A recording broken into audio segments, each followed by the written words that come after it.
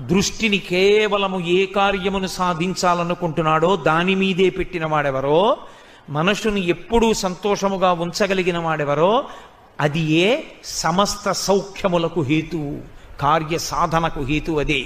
అనిర్వేద శ్రియోమూలం అనిర్వేద పరం సుఖం. అనిర్వేదో హి సతతం సర్వార్థేషు ప్రవర్తక. సమస్తమైన విషయములను సాధించుటకు లోకమునందున్న ఏకైక మార్గము మనసును సంతోషముగా నిలబెట్టుట ఒక్కటే. అలా నిలబెట్టలేనివాడు ఏ కారణమునకైనా అనుకూలము ప్రతికూలము అన్న రెండు విషయములను దృష్టిలో పెట్టుకుని నిలబడిపోయేవాడు కార్యసాధకుడు కాలేడు.